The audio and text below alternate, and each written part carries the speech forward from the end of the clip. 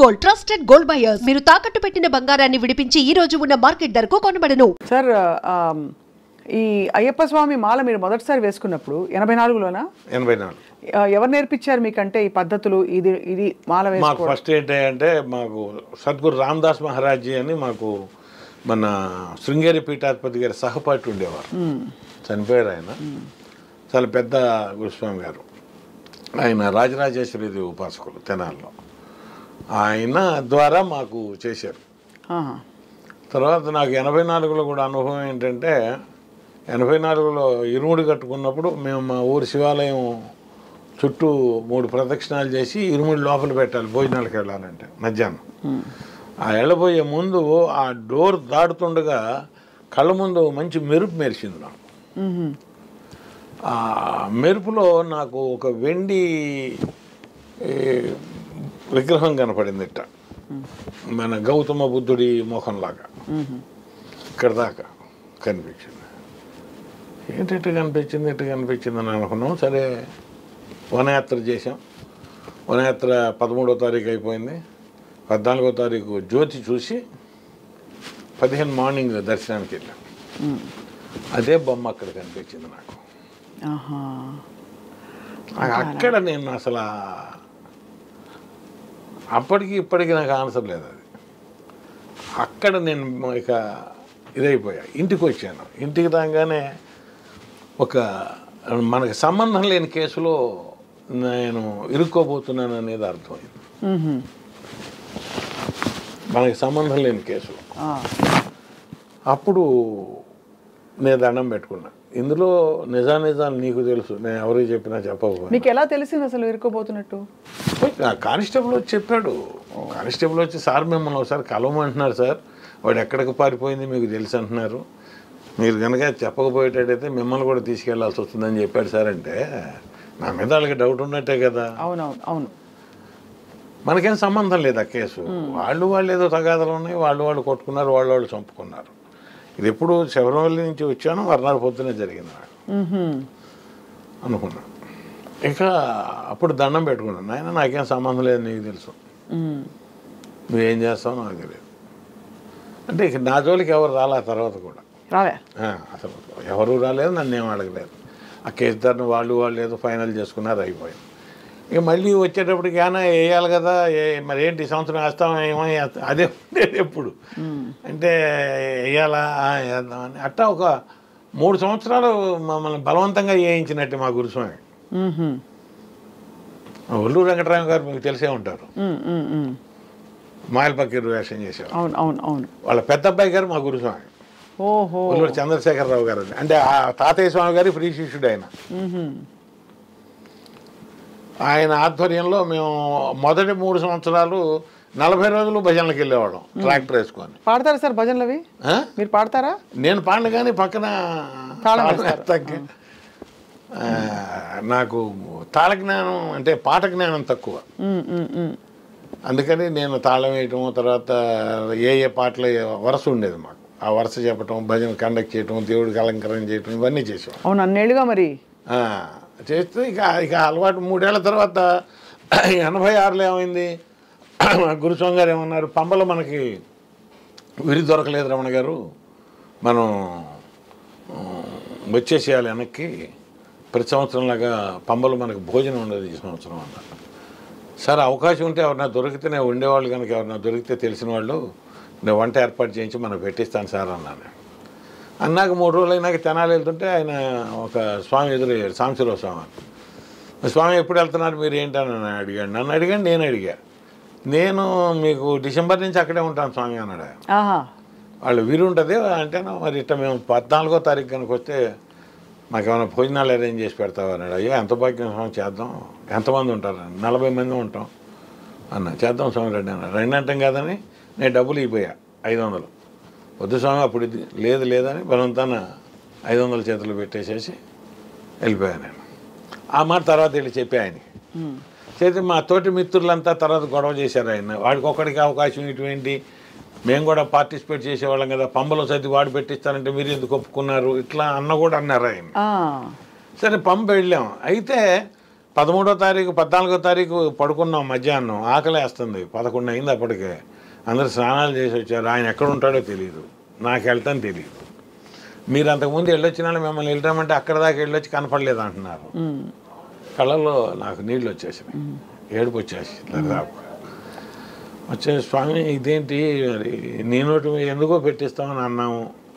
నా కుటుంబంలో ఎవరు చేసిన పుణ్యం ఉన్నా ఎంత అది అడ్డుపడి ఇవాళ భోజనంలో భిక్ష ఏర్పాటు చేయాలి అని అన్నాక ఈయన స్నానానికి వెళ్ళాడు మా గురుస్వామి.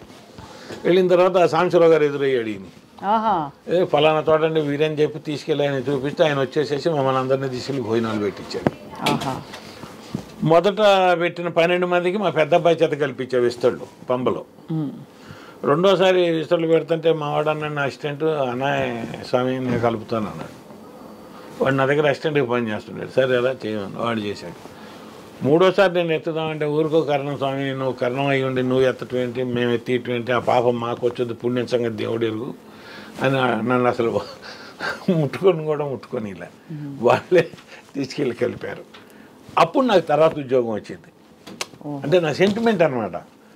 పంబలో చదివి పెట్టుకుంటే మనకి భుక్తి దొరుకుతుంది అంటారు సహజంగా. నాకు వెంటనే ఇప్పుడు ఇది 86 జరిగింది, 87లో నాకు మార్చిలో జాబ్ వచ్చేసేసింది. సర్వీస్ కమిషన్ ద్వారా మళ్ళీ రెవెన్యూ డిపార్ట్మెంట్లోకి వెళ్ళిపోయా. అట్లా అనమాట.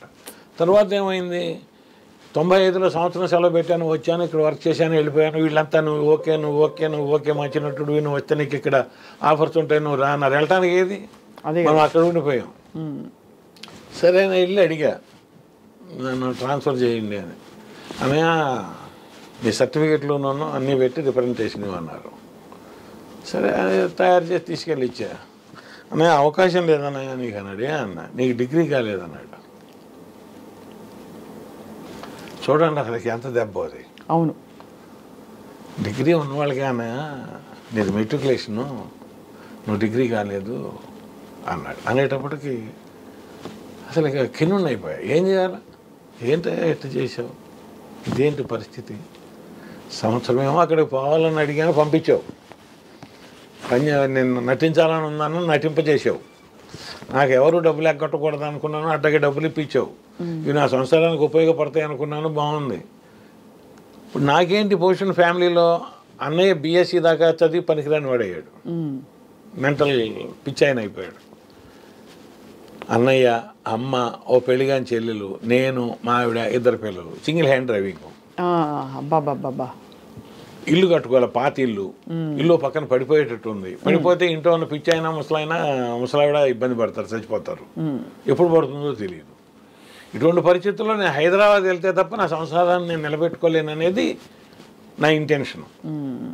నాకు అక్కడ ఎన్ని బంధాలు ఉన్నాయి, ఎన్ని బాంధవ్యాలు ఉన్నాయి, ఇప్పుడు ఊళ్ళో కిరణీకం అంటే ఒక పొలిటీషియన్ లాగానే అవన్నీ వదిలిపెట్టుకొని తెంచుకొని రావాలంటే రాలేము. రాలేము. కానీ నేను వెళ్ళడానికి సిద్ధపడి ఉన్నా. నాకు ఫ్యామిలీ ముఖ్యం, ఈ దెబ్బ తినకూడదు, మనం దాన్ని చెయ్యాలి, లేకపోతే అసమర్థుడని అనిపించుకోకూడదు, వెళ్ళాలి అంటే అవకాశం లేదన్నారు. ఏంటంటే ఇంతలో ఒక నెలలో ఏం జరిగింది, మా ఎంఆర్ఓ గారు వాడి చెరుకులో కాగితాలు ఉండే పట్టురా అన్నాడు. పట్టురాయడానికి వెళ్తే చిన్న పేపర్ ఏదో కనపడింది, తెలుగు పేపర్.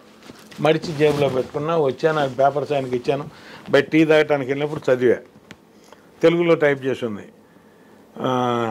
డిగ్రీ అర్హత లేకపోయినను రాష్ట్ర రాజధాని కార్యాలయంలో పనిచేయుటకు సంసిద్ధత తెలియజేయుట గురించి అని ఉంది. ఇది వస్తే మరి నెంబర్ పడాలి, టపాల్లో రావాలి, రాలేదు. సరే వాటి మేబీ అనుకున్నా, జేబులు పెట్టుకున్నా కలెక్టరేట్కి వెళ్ళాను. కలెక్టరేట్కి వెళ్తే అబ్బాయి మన ఊరు కుర్రాడు. ఏంటన్నా అన్నాడు. ఇదిరా అన్న, పెట్టన్నా అన్నాడు. పెట్టా, నెలలో పోస్టింగ్ వచ్చింది. అబ్బా, అన్నీ మిరకల్స్ ఇవన్నీ. వచ్చా. అంటే అట్లా నాకు సరే వచ్చిన తర్వాత అక్కడ ప్రాబ్లం ఏంటి, ఇల్లు కట్టుకోవాలి. ఎందుకు కట్టుకోవాలి ఇల్లు?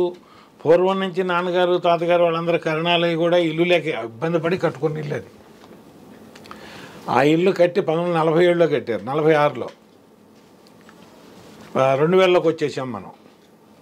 ఏమవుతుంది ఇల్లు ఇప్పుడు కట్టాలంటే డబ్బులు లేవు.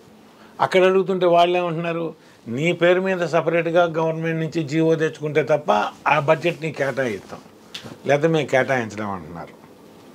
మరి ఏంటి, మరి ఇల్లు కట్టిస్తావా కట్టించవా, నువ్వే కట్టించాలి, లేకపోతే ఇబ్బంది పడతాను స్వామి అని చాలా ప్రే చేసుకునేవాడిని. ఇక్కడికి వచ్చాక నన్ను డిపార్ట్మెంట్లో వేశారు. వేసిన తర్వాత ఆ డిపార్ట్మెంట్లో నాకు లోన్స్ అండ్ అడ్వాన్సెస్ సీట్ ఇచ్చారు. సీట్ ఇస్తే నా పక్క ఆయన అడిగా, మనం ఇల్లు కట్టుకోవాలంటే ఏం చేయాలి అని. అప్లికేషన్ పెట్టాలన్నాడు. మరి సీనియారిటీలో చాలామంది ఉన్నారు కానీ వీళ్ళ సీనియారిటీ వేరు, మన డిపార్ట్మెంట్ సీనియారిటీ వేరు అన్నాడు. లోపలికి వెళ్దాంపా అన్నాడు. లోపలికి తీసుకెళ్ళాడు. సార్ రమణమూర్తి ఇల్లు కట్టుకోవాలంటున్నాడు సార్ అన్నాడు. అప్లై చేయమను అన్నాడు. అప్లై చేశా. వారంలో శాంక్షన్ చేశారు, డబ్బులు ఇచ్చారు, 1,50,000 గవర్నమెంట్ లోను. ఇల్లు కట్టుకుని నా దగ్గర 1,00,000 దాచిపెట్టినవి ఉంటాను, ఇది అది కలిపి ఇల్లు కట్టుకున్నారు. ఇల్లు కట్టుకున్నాం. అట్లా వస్తూ ఇక్కడే ఉండిపోయా. అక్కడ ఇల్లు కట్టాం కదా ఆల్రెడీ. అట్లా ఎందుకు, పిల్లవాడు అదే పని మీద ఉన్నాడు, వాడికి ఇల్లు లేకుండా ఎట్లుంటాడు ఊళ్ళో. అవును, ఉండని, మనం ఇక్కడ అయితే కొందాం, మనకేం ఇది అని. ఇప్పుడు డబ్బులు వస్తాలే, ఈ వచ్చిన డబ్బులతో ఇక్కడ కొనుక్కుందామంటే ఈ రేటు పెరిగింది, అక్కడికి వెళ్ళాల్సి వచ్చింది. అట్లా 30 కిలోమీటర్లు వెళ్ళిపోయింది అప్పటికి హైదరాబాద్. అవును, మొత్తం ఇప్పుడు విస్తరించిపోయి ఫుల్గా. తర్వాత నేను చూసుకున్నాం, ఇప్పుడు 30 లక్షలు పెట్టి మనం లోన్ తీసుకొని ఇల్లు కట్టుకొని లోన్ తీర్చిన కన్నా 30 లక్షలు మనం బ్యాంకులో వేసుకుంటే 600 చొప్పున 18,000 వస్తుంది. 8,000 మనకి ఇంటి అద్దె. మన మామూలు ఎక్కడున్నా అప్పుడు ఎక్కడ ఉండేవాడిని, మాసప్ ట్యాంకులో ఉండేవాడిని. 3,000 రూపాయలు నేను కట్టేది అప్పుడు మాసప్ ట్యాంకులో. ఏ సంవత్సరం సార్ ఇది? 2007. ఓహో, ఎక్కడ పుత్తూరు వెంకటేశ్వరరావు గారి ఇంటికి దగ్గర మాసప్ ట్యాంక్. మన గ్రౌండ్ ఉంది కదా, శాంతినగర్ ఉంది కదా, శాంతినగర్లో ఉంది. చాలా మంచి ఏరియా, చాలా మంచి ఏరియా. పాపం ఆవిడ శాంతమ్మ గారు అని ఆవిడ ఇంట్లోనే ఉండేవాడిని. పైన 2 రూమ్స్ ఇచ్చారు మాకు సరిపోయేది సఫిషియెంట్గా. సో అలా అయ్యప్ప స్వామి రాకతో చాలా ఎక్కడికక్కడ చేసుకొచ్చాడు. అయితే కారణం ఏంటంటే ఆ రోజు పెట్టుకున్న ఫోటో ఇప్పటికి కూడా మేము తీయలే. మొదటి సంవత్సరం పెట్టిన ఫోటో అంటే కదిలించి తీసేసి అక్కడ పెట్టి మళ్ళీ పెట్టుకుంటారు. ఆ అలవాటు మేము తీయలే. ఎందుకంటే మా ఇంట్లో అడ్లు లేవు, తనకు కూడా లేదు. నేను మాలేసుకునే నాటికి తనకి హిస్టరాక్టమీ అయింది, ఆపరేషన్. ఇద్దరు మగ పిల్లలే. అందుకని ఏం చేసేవాళ్ళం, పెట్టి రోజు శరీరం గోష్ఠి చేసుకోవడం ప్రారంభించావు. ఒక ఆయన చెప్పాడు, నువ్వు దీక్షలో ఉన్నప్పుడే కాదు విడిగా కూడా చేసుకుంటూ ఉండంటే రోజు చేసుకోవడం అలవాటు అయిపోయింది నాకు. పొద్దున సాయంత్రం దీపం వెలిగించడం, చేసుకోవడం ఆఫీస్ నుంచి రాగానే. అట్లా అన్నదాన ప్రభువు. అవును సార్, 40 సార్లు వెళ్ళారు కదా మీరు. 39 జంతువులు కనిపించాయి మీకు, పులులు కనపడలేదు, అవన్నీ వింటూ ఉంటాం అన్ని. అయితే మేము నైట్ వెళ్ళేటప్పుడు శబ్దాలు వినిపించేవి కింద లోయలో నుంచి, ఏనుగుల ఘీంకారాలు. నేను అవతల నుంచి వెనక పక్క నుంచి కూడా వెళ్ళాం. అంటే పులిమేడు అంటారు కదా, పులిమేడు మీద నిద్ర కూడా చేసా ఒక నైట్ నేను. నిజమేనా సార్, పులులు వస్తాయంటారు? వస్తాయంటారు, రాకుండా ఉండవు, వస్తాయి. అయితే మనకి ఎప్పుడు జరగలేదు మంచి, కానీ అంటే భక్తులకి ఏవి కాదని కూడా అంటారు. మనకి ఎప్పుడు కనపడలేదు. చాలా గొప్ప. అంటే ఒకవైపు మీ లౌకిక ప్రయాణం, ఇంకొక వైపు ఈ అలౌకిక. ధర్మాన్ని ఆచరిస్తే ధర్మం మనల్ని ఆచరిస్తుంది అనేది సత్యం, అంతే. ధర్మో రక్షతి రక్షిత, అందులో డౌట్ లేదు. అదే ఆయన శ్రీ ధర్మశాస్త్రవే శరణం అయ్యప్ప. చాలా బాగుంది సార్ వినడానికి. సార్ ఇప్పుడు మరి సినిమాలు యాక్టివ్గా చేస్తున్నారా? దాదాపు ఒక 20-25 సినిమాల్లో చేసుంటారు మీరు. నేను 60 సినిమాలు పూర్తి చేశానమ్మా. ఓ 60 సినిమాలు అయితే చాలా. 2021 తర్వాత 60 సినిమాలు. అంతకుముందు 14 చేశాను, 15. ఇది మన మోహన్ కృష్ణ గారు వాళ్ళవి, తనికెళ్ళ భరణి గారు ఇప్పించినవి, అవి 15 దాకా చేసి ఉంటాను. ఆ తర్వాత 60 పూర్తి చేశాను, ఒక 5 రన్ అవుతున్నాయి. ఇప్పుడు రన్ అవుతున్నాయి యాక్టివ్గా. ఎన్ని రోజులు సార్ నెలకి, ప్రతిరోజు పని ఉంటుందా? ఉండదమ్మా, అంటే ఇస్తారు కానీ డేట్లు ఉంటాయి, నెలలో 20 రోజులు డేట్లు ఉంటాయి. ఒక్కోసారి క్యాన్సిల్ అయిపోయి నెల ఖాళీగానే ఉన్న సందర్భం కూడా ఉంది. మొన్న అక్టోబరు, ఈ జనవరిలోనే దాదాపు 20 డేస్ క్యాన్సిల్ అయిపోయింది. ఇప్పుడు మీకు అయ్యప్ప స్వామి ప్రత్యక్షమై ఒక వరం కోరుకోమంటే ఏం కోరుకుంటారు సార్? ఈ స్టేజ్లో మీకు అన్నీ మీ ఇష్టానుసారమే దాదాపు నెరవేరుతూ వచ్చాయి. వచ్చినాయమ్మా ఇంతవరకు. అట్లా అంత కోరుకోవాలని ఏం లేదు కానీ నా వంశాన్ని బాగా చూడమని కోరుకుంటాను. అది సహజమైన కోరిక, అది అంతే. రోజు అడిగేది కూడా అదే. మామూలుగా సంకల్పం చెప్పుకొని చేసుకుంటాం. ధనకనక వస్తు వాహన విద్యా ఉద్యోగ అధికార ఆయురారోగ్య ఐశ్వర్యాభివృద్ధ్యర్థం, దుర్వ్యసన దుష్ట స్నేహ దుష్ట సాంగత్య నివృత్త్యర్థం, సజ్జన సాంగత్య సిద్ధ్యర్థం, మమ సకుటుంబ సహోదరి అన్యోన్య ప్రేమానురాగాభివృద్ధ్యర్థం, మమ సకుటుంబ అనుకూల దాంపత్యత సిద్ధ్యర్థం అని చెప్పి శరణఘోష చేసుకుంటాం. ఓహో, ఇంకా వేరే అడిగేది అందులోనే ఉంటుంది. అంతే కదా సార్. చాలా గొప్పగా ఉంది సార్. రంగస్థల పూర్వ వైభవం తిరిగి రావాలంటే ఏం చేయాలి సార్? పూర్వ వైభవం ఇప్పుడు కూడా వైభవంగానే ఉందమ్మా. పూర్వ వైభవం అంటే ఎట్లుండేదంటే ప్రజల ఆదరణ ఎక్కువ ఉండేది. అవును, ప్రజల ఆదరణ ఎక్కువ, వెళ్ళి తీరిక తీసుకుని వెళ్ళి కూర్చునేవారు. అంటే అప్పుడు దానికి కారణం ఏం లేదు, కాలంలో వచ్చిన మార్పు. అవును, ఇదివరకు రెండో యావగేషన్ లేదు, రెండో వ్యాపకం లేదు. మీ ఊళ్ళో లేదు, మన ఊళ్ళో ఒక పద్య నాటకం రేపు మన షణ్ముఖ ఆంజనేయరాజు గారితో లేకపోతే అపూర్ నరసింహారావు గారితో వాళ్ళతో పెట్టారు, స్థాన నరసింహారావు గారితో నాటకం పెట్టారంటే బళ్ళు కట్టుకొని వచ్చి చూసుకొని వెళ్ళేవాళ్ళు. వాళ్ళ ఆదరణ అటువంటిది. వాళ్ళకున్న ప్రేమని వాళ్ళ నటులతో అనేక రకాలుగా పంచుకునేవాళ్ళు. బహుమతులు ఇచ్చో ధాన్యాదులు ఇచ్చో ఏదో రకంగా పంచుకునేవాళ్ళు, చూసేవాళ్ళు. కాలంలో వచ్చిన మార్పు వల్ల సినిమాలు వచ్చాయి, తగ్గింది. ఆ సినిమాల తర్వాత టీవీలు వచ్చాయి, తగ్గింది. ఇప్పుడు ఓటీటీలు వస్తున్నాయి, తగ్గింది. అయినా ఇవాళకి కూడా నాటకాన్ని బ్రతికిస్తున్నారు మన వాళ్ళు. అది గొప్ప విషయం. అవును. అది ఎవరు అంటే పోషకులు. మీకు తెలిసినా తెలియకపోయినా టోటల్గా రెండు ఉభయ తెలుగు రాష్ట్రాల్లోనూ 60 పరిషత్తులు జరుగుతాయి దరిదాపుగా. 60 పరిషత్తులు అంటే ఆహ్వాన పోటీలు ఉంటాయి. అంటే ఆహ్వానోత్సవాలు అంటే మా ఇష్టం వచ్చిన నాటికలు పిలిచి ఒక 10-3 రోజులు ఆడిచ్చి వాళ్ళకి మర్యాదలు చేసి డబ్బులు ఇచ్చి పంపించేసేస్తాం.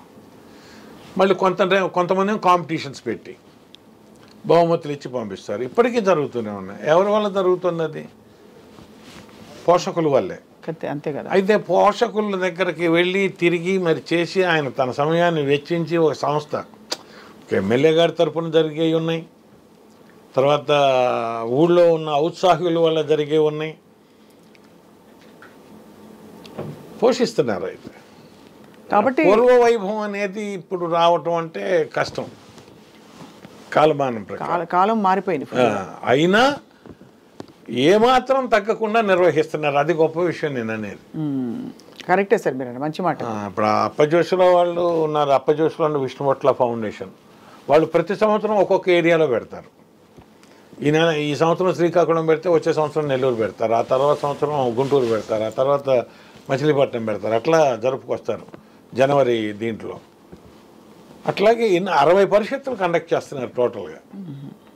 మరి 60 పరిషత్తులు కండక్ట్ చేయడానికి ఒక్కొక్క పరిషత్తుకి హీనంగా లెక్క చూసుకుంటే 5 లక్షల దగ్గర నుంచి మినిమం 15 లక్షల దాకా ఖర్చు అయ్యేది ఉంటుంది. మన సినిమా రైటర్ సాయి మాధవ్ గారు ఉన్నారు. అవును, ఆయన తెనాల్లో కళ్ళ కాణాచి అని చెప్పి దరిదాపు 25-30 లక్షలు ఖర్చు అవుతుంది. నాకు ఊరికే సింపుల్గా చెప్పి ఇంకెక్కువ చెప్పలేం. మరి ఆయన పద్య నాటకాలు పెడతారు, సాంఘిక నాటకాలు పెడతారు, సాంఘిక నాటికలు పెడతారు. 3 విభాగాలు నడుపుతారు.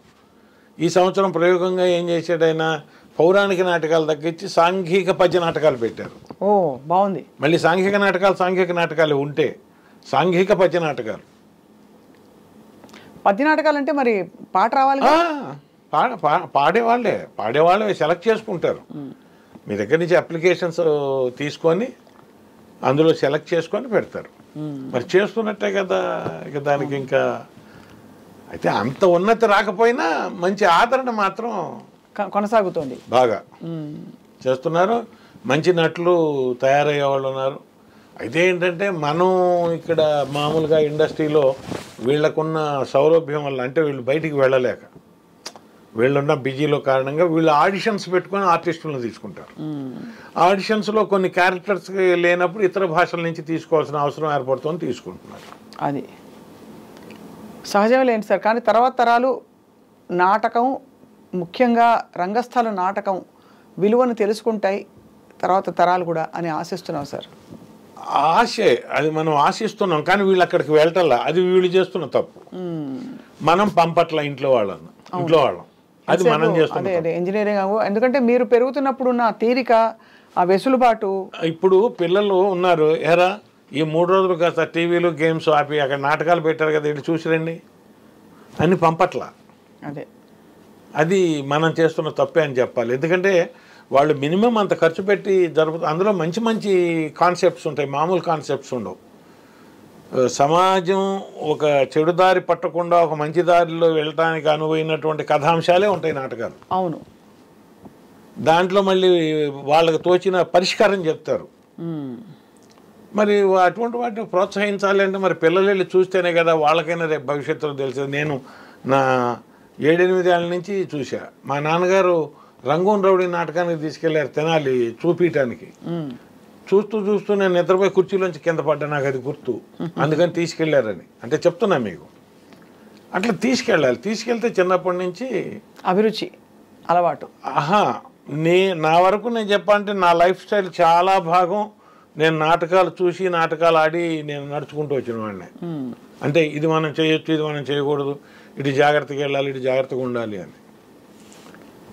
అట్లా అద్భుతమైనటువంటి కథలు కథాంశాలతో వాళ్ళు పాపం సెలెక్ట్ చేసి పెడతారు. అంటే వస్తారు, రెగ్యులర్ ప్రేక్షకులు వస్తుంటారు, అదే. కానీ ఎక్కువ మంది వచ్చి చూసుకునేటటువంటిది 3 రోజులు కేటాయించుకోలేకపోతున్నారు. అవును. ఈ ఇంట్లో వాళ్ళు కూడా వస్తున్నారు, ఆడవాళ్ళు కానీ మగవాళ్ళు కానీ. పిల్లలు మాత్రం రావట్ల. ఏజ్డ్ వయసులో ఉన్న పిల్లలు, అంటే 20-30 మధ్యలో ఉన్న వాళ్ళు చాలా తక్కువ మంది వస్తారు. వాళ్ళు వచ్చినాడు మీరు అన్నట్టుగా నిలబడుతుంది, ఇంకా మరింత నిలబడుతుంది. అందులో వర్క్ చేయడానికి వాళ్ళకి ఇంట్రెస్ట్ ఉండి వర్క్ చేస్తే మీరు ఒక 10 నాటకాలు ఆడితే ఒక థియేటర్ ట్రైనింగ్ అయినట్టే. అంతే కదా సార్. అట్లా ఉత్సాహం చూపించలేకపోతున్నారు యువత. అదొకటే ఎప్పుడన్నా కొంచెం బాధేస్తూ ఉంటుంది. కానీ మొత్తం మీద సార్ మీరు బహుమాధ్యమాలలో మీ నటన ప్రతాపం చూపిస్తూ చాలా అన్నిటికంటే ఆసక్తికరం మీ అయ్యప్ప స్వామితో మీ ప్రయాణం అనేది చాలా మందిని కదిలించుంటుంది. ఎందుకంటే మాల వేసుకునే టైం ఇదే మెయిన్. నవంబర్ నుంచి నేను కూడా దాదాపుగా ఈ 39 సంవత్సరాల్లో 21 సార్లు పెద్ద పద్మ నడిచానమ్మా. ఇక తర్వాత ఏమైందంటే వర్క్ పెరిగిపోయింది. 5 రోజులు 8 రోజులు జర్నీ చేయలేకపోతున్నాము. అదే 3 రోజులు జర్నీకి వచ్చేసేసి వెళ్ళి అభిషేకం చేయించుకొని. ఇప్పుడు 39 సంవత్సరాల్లో కూడా నేను తీసుకువెళ్ళిన ఆజ్యాన్ని అభిషేకం చేసుకొనే తీసుకొచ్చుకున్నా. ఇంతవరకు అక్కడి నుంచి కొనుక్కొచ్చుకోవటం అనేది ప్రసాదంగా నాకు అలవాట్లేదు. మీరే అన్ని మేము అభిషేకం చేయిస్తాం. ఇప్పుడు మనం 4 వెళ్ళినా నేను సివిలియన్స్ ఎక్కువ వస్తారు మా ఊరి నుంచి మాతో పాటు. విడి నెయ్యి తెచ్చుకుంటారు, విడి నెయ్యి పంపిస్తాం. అంతా ఒక క్యాన్లో వేసి. ఇప్పుడు కూడా మహిళలకి దాదాపు కొంత నిషిద్ధం కదా, పెద్దవాళ్ళకి 50 క్రాస్ అయిన వాళ్ళకి చెక్ చేస్తారు, మన ఆధార్ కార్డు చెక్ చేస్తారు. ఒకవేళ 50 క్రాస్ అయినా కూడా వడలి అంటే మనం సడలినట్టు ఉండాలమ్మా. వయసు సడలింపు కనపడాలి స్త్రీలో. కనపడకపోతే కొంచెం ఆపుతారు. అది ఓహో అది అక్కడ నిష్ఠ, మోహం కలిగేటట్టుగా కనపడకూడదు అనేది ఇన్నర్ కాన్సెప్ట్ అని నేను అనుకున్నా. ఓహో అదే కరెక్టో అవునో కాదో చెప్పలేను, కానీ 50 క్రాస్ అయిన వాళ్ళు వెళ్తూనే ఉంటారు. మొత్తానికి సార్ గోపరాజు రమణమూర్తి గారు మీకు చాలా ధన్యవాదాలు. గొప్ప విషయాలు చెప్పారు ఇవాళ. అన్నిటికన్నా కూడా ఇంకో మనసులో ఉన్న విషయం చెప్పుకోవాల్సింది ఏంటంటే, రంగస్థలంలో ఉన్నటువంటి నాబోటి నటుడిని పిలిచి వేషం ఇచ్చి తన సినిమాల్లో వేషం చేయించిన భవ్య క్రియేషన్స్ ఆనంద్ ప్రసాద్ గారు, అన్నయ్య రవికుమార్ గారు, దర్శకుడు మా వినోద్ గారుకి ఎప్పుడూ ప్రణామం చెప్పుకుంటూ ఉంటాను మనసులో. నేను అంటే పైకి నేను కనపడవచ్చు కనపడకపోవచ్చు వాళ్ళకి, ఎందుకంటే సెటిల్ అయ్యాను వాళ్ళ వల్ల.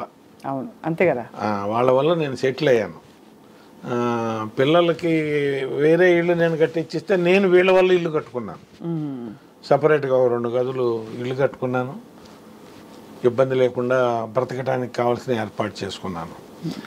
మరి రంగస్థలం నుంచి ఆ అవకాశం అనేది ఇచ్చిన తర్వాత నా చేత సినిమాలు చేయించినటువంటి మన చలనచిత్ర పరిశ్రమ నిర్మాతలు, దర్శకులు అందరికీ కూడా సర్వదా కృతజ్ఞుడి.